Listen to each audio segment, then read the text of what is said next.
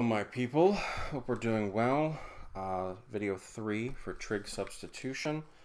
We're just going to keep walking through example after example after example in order to gain a better and better appreciation for this process. So let's go ahead and just jump right in. Here we have a difference underneath the radical. Again, we're trying to resolve the binomial and transform it into a monomial. So we want to make recourse to our trig identities, more specifically our Pythagorean identities. But this is not 1 minus something squared. This is something squared minus 1, and therefore we're not going to use the sine and cosine Pythagorean. We need instead to use the secant tangent Pythagorean, and we need our x to be secant theta. Now remember, as always, this implies a ratio, which is going to help us construct our triangle here in just a moment. But before we do that, we need to get our differential. And so dx becomes secant tangent d theta. Go ahead and set up our triangle. That's a horrible triangle, but whatever, it'll suit our purposes. Hypotenuse over adjacent. And I know it's a surprise to everyone that the opposite side winds up being the square root of x squared minus 1. Now, let's go ahead and just start plugging in for everything. Up here we have secant tangent d theta. That's our dx.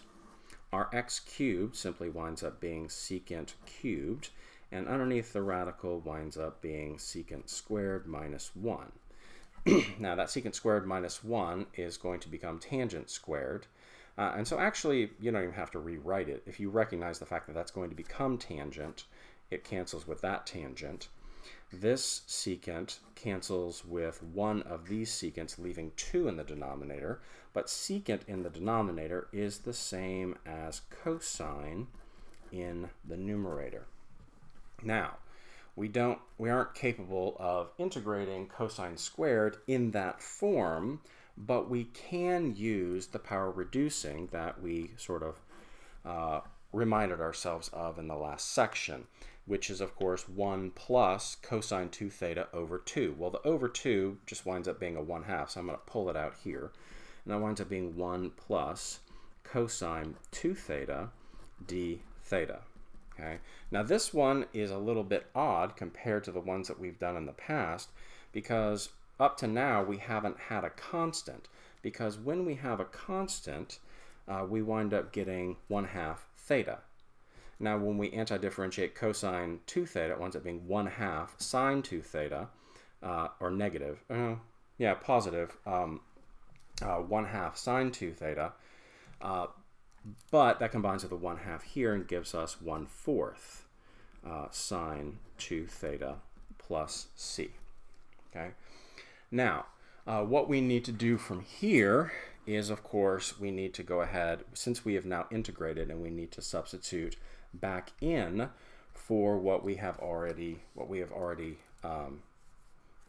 done. We basically need to get it back into the original variable. Sorry, I'm stumbling over my words, but the only thing is that, well, what's up with this theta right here?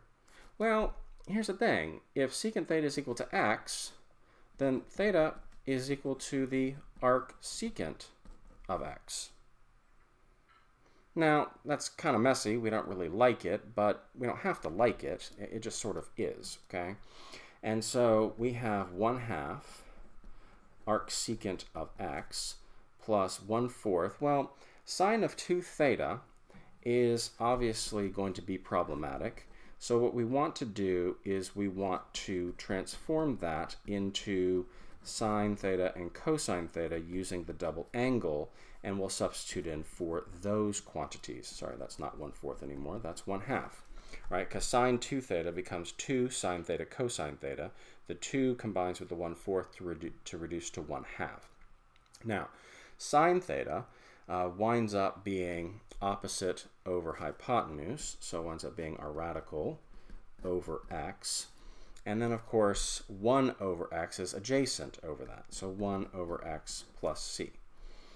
So in the end, we have something that looks like this. We can go ahead and pull the 1/2 out in front if you want. and then we're going to get the square root of x squared minus 1 over x squared plus c, and that is our integral. I'm not gonna differentiate that to check it. I may do it on the next one. But let's go ahead. I'm going to try and sort of introduce ones that have a little something different from ones that we've seen thus far.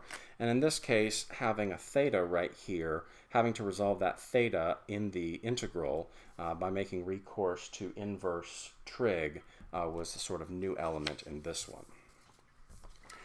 This is not altogether new.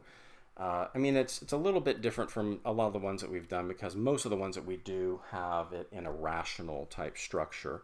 And also, usually one or the other is equal to 1. It's either 1 minus 25x squared or 4 minus x squared.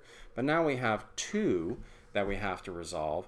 And we know that basically the 25x squared needs to be something. Now, this is basically minus the something squared, so it's going to be 1 minus sine theta is equal to cosine theta. This is the Pythagorean that we're going to be using. But we need 25x squared to be transformed into 4 sine squared theta. And therefore, x squared is equal to 4 over 25 sine squared theta, which is going to require us to define x as 2/5 sine theta.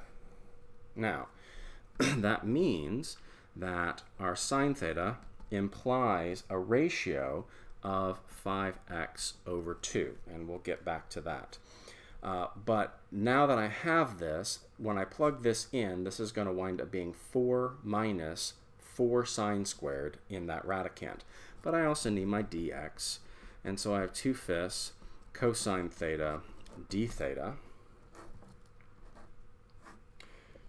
4 minus 4 sine squared theta times 2/5 cosine theta d theta. Okay, well, this winds up transforming underneath the radical as 4 cosine squared, which can be resolved down into 2 cosine theta, and this again times 2/5 cosine theta d theta. Go ahead and pull that out as 4/5 cosine squared theta, and it's another cosine squared one, and that's fine. Okay, well, we forgot to do our triangle. Let's do that real quick. Theta, and obviously 5x over 2 is opposite over hypotenuse, and surprise, surprise, this winds up being 4 minus 25x squared. Let's go ahead and transform this using our power reducing, and it winds up being 2/5 because the 1/2 from the power reducing combines with the 4/5, chopping it in half, and this winds up being 1 plus cosine 2 theta d theta. Okay. Now, this was much like the one that we've already done, so it shouldn't be all that difficult. We know that this winds up being 2/5 theta plus 1/2 sine 2 theta, right? 1/2 sine of 2 theta plus c. Well, 1/2 sine theta, sine 2 theta becomes 2 sine theta cosine theta, so this whole thing right here just becomes plus sine theta cosine theta plus c. Okay. Now, from here, we simply need to plug back in. Now, basically, remember that sine theta is equal to 5x over 2, so theta is going to be the arc sine of 5x over 2. So we get 2/5 arc sine of 5x over 2. And this should not really, none of this should be a surprise, but if you're struggling with some of the moves that I'm making, I'm trying to explain them as best I can. But of course, when I'm talking to myself in the midst of making a video, it winds up being a little bit limiting, and I can't respond to questions as they occur on the fly. So again, if you ever have any questions, please do shoot me an email. I do want to answer them for you. But sine and cosine is going to be 5x over 2. We already know sine. Cosine is going to be the radical over 2.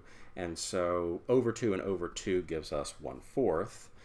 But of course, there's also a 5 embedded in there. So let's call it 5/4 times x times our radical. And then that becomes plus c. So, and you can distribute that 2/5 if you want to resolve this to a nicer fraction, or you can just leave it like that. But that basically winds up being our integral. Let's go ahead and do another one. Again, we have a difference underneath the radical, and that difference has the variable in the first term, so it's not going to be sine and cosine. We're going to be making use of secant squared theta minus 1 is equal to tangent squared theta. Again, we need our 4x squared to become 9 secant squared theta, right? So that it can be resolved. And that means that my x squared is equal to 9 over 4 secant squared theta, or x is equal to 3/2 secant theta. Now, that means that secant theta is going to be x over 3/2, or 2x over 3. And of course, that's going to be helpful when we start dealing with creating our triangle. But we also need to figure out our dx. dx winds up being 3/2 secant theta tangent theta d theta. So let's go ahead and plop everything down into our integral. Dx is notationally the smallest here, but of course when you plug it in, winds up being notationally the largest. And then our integral down here, the 4x squared, is going to be replaced with 9 secant squared theta minus 9. That's going to be 9 tangent squared, or it's just going to wind up being 3 times tangent underneath the radical. So we have 3/2 secant theta tangent theta d theta, all of that over 3 tangent theta. Now, the theta cancels out with the theta. The 3 cancels out with the 3 and the 3/2, just leaving a 1/2 out in front. And we are left with 1/2 secant theta d theta. Well, we should know this one.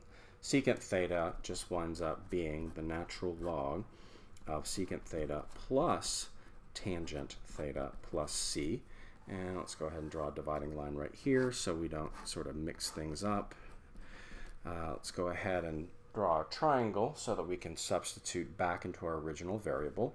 Now remember, secant is hypotenuse over adjacent, and I know everyone's going to be shocked that this is 4x squared minus 9.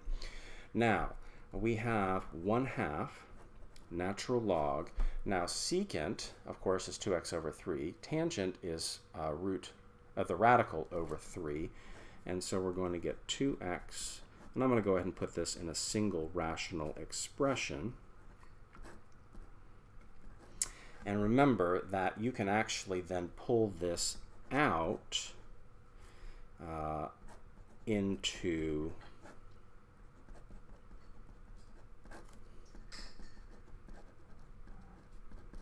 that, but that's just some arbitrary constant, so that constant can get folded in, and that allows us to basically simplify the integrand. The integral that we've arrived at. The form of the expression winds up being simpler if we can sort of get rid of that and sort of just push it and fold it into the c value that we have. But that is basically our integral, and that one wound up being pretty straightforward so long as you remember. This formula right here, I basically did that for you in one of the first videos for trig integrals. So if you don't remember that, go back and look at it if you want to take a look at it, or just remember it. Let's go ahead and do one more before we call this one to a close. And this one's a little bit nasty, so that means more fun. We notice that it's 4 minus x squared. And that means that our x squared needs to be equal to 4 sine squared theta. So our x is 2 sine theta. Remember, that implies that sine theta is equal to x over 2. Our dx winds up being 2 cosine theta d theta. Let's go ahead and construct our triangle now while we're thinking about it. And we get theta, and this winds up being x over 2, and this is 4 minus x squared. And let's sort of draw a dividing line so we don't run into it. And let's go ahead and plug in now that we have everything that we need to basically plug things into the integrand. So we have 4 sine squared theta, 4 minus 4 sine squared theta, and my dx is 2 cosine theta d theta. Fantastic. Now this one winds up actually, remember, reducing to, or not reducing, but being able to be simplified to 4 times cosine theta. Like, that was the entire point, right? It was to use it to basically transform 1 minus sine squared into cosine squared. And when I take the derivative, when I take the square root, that actually winds up becoming 2 cosine theta as well. So what I now have here is 16 times sine squared theta times cosine squared theta d theta. Now, we've run into this before, and it can be done in a couple of ways using our methods of changing the form. You could use the power reducing for both of them, or you could use the double angle for sine and cosine. Let's go ahead and use the double angle for sine and cosine. I'm going to go ahead and leave 4 of the 16 out here, and then I'm going to fold 4 of it in with the sine and the cosine, such that I can use the double angle identity, right? Because that 2 is not really a 2, it's really a 4. And that gives me 4 sine squared 2 theta d theta. Now, that means that I only have to use my power reducing once, and that's kind of nice. And so let's go ahead and do that. When I use my power reducing, I'm going to half that, because it's going to be 1 minus sine of 4 theta. 1 minus sine of 4 theta d theta. Now, what I need to do from here is basically just do it term by term. And so this winds up being 2 theta. And when I integrate negative sine, it goes to positive cosine. And the positive cosine is going to be 1/4 cosine of 4 theta plus c. So we can go ahead and distribute the 2 if you want to. In this case, I do want to. Cosine of 4 theta plus c. Now the problem is that I can't plug in to cosine of 4 theta. Once I've actually used it to get it in terms of that single trig function with an angle measurement expression that's not theta by the double angle and by the power reducing, after integrating, I now need to pull it back apart in order to use the triangle that I have. And so from here, let's go ahead and use 2 theta. And you can use any one of the double angles for cosine of 4 theta. It doesn't really matter. Let's go ahead and use the cosine squared 2 theta minus sine squared 2 theta. And then from there we can use the double angle again. And for cosine squared, let's use, let's go ahead and use the cosine one again. And but remember that it's squared, and so you have to basically, this gets sticky. Because the other way to do it, you can actually use the power reducing, and it winds up being an integrand in terms of cosine of 4 theta, which then integrates it into sine of 4 theta. And of course, sine is easier to pull apart than cosine is, but whatever. Actually, on second thought, let's go ahead and use the 1 minus 2 sine squared 2 theta. That becomes 1 minus 2 sine of 2 theta squared plus c, and I'm just making explicit kind of what that means, because that allows me plus 1/2. That allows me to 2 sine squared, or sine theta cosine theta squared plus c. And here's the thing. I can actually go ahead and plug in this form right here if I want, or I can go ahead and simplify it out, or basically apply the power so that I can sort of play around with the quantities. That becomes 1/2 minus 4 sine squared theta cosine squared theta plus c. Whew. Alrighty. Now from here, we actually have all that we need in order to plug in. Now that 1/2 can go bye-bye, and the reason it can go bye-bye is it just gets folded in with the c and becomes part of that arbitrary constant, right? So remember that sine theta is equal to x over 2, so theta is going to be the arcsine of x over 2. Now, the sine ratio is x over 2, but remember that it's squared. The cosine ratio is 4 minus x squared over 2, but remember that it's squared. And from here, of course, we can simplify these. This denominator becomes a 4, this denominator becomes a 4, and we get 2. I know this is like I said, some of them are easy and some of them are just burdensome, right? X times 4 minus x squared plus c, and we'll go ahead and leave it. Just go ahead and leave it in that form right there. Okay. But when you're dealing with ones like this that deal with a lot of double angles and whatnot, you have to use your identities to basically get rid of the powers, right, by sort of pushing it all together and getting your ultimate sine of 4 theta. That allows you to integrate, but then you need to then pull it all back apart using the double angle identities to get it into something where you can actually transform it back into the original variable. That one is kind of a bear. Let's go ahead and call it quits on this video number 3. In the next video, we'll do some definite integrals, and then we'll sort of end with a neat example of how we can use it for ones where it isn't even really necessary, but it's just fun. So we'll start on the definite integral at the beginning of the next video. As always, please do shoot me an email if you have any questions. Bye.